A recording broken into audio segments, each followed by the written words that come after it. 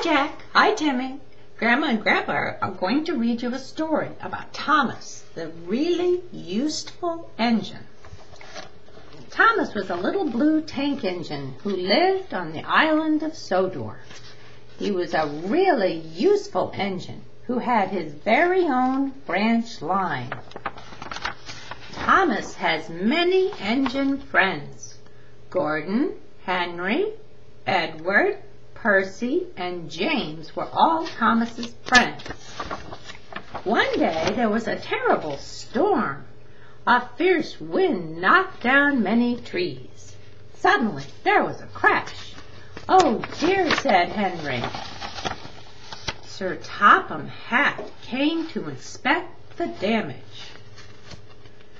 Many trains left the station, but they did not return. Thomas said, "Maybe they are stuck."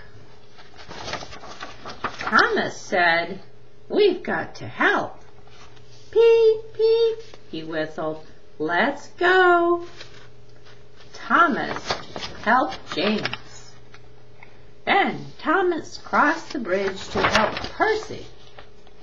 Peep, peep, peep. Percy was stuck by a fallen tree. Then Thomas went on to help Gordon.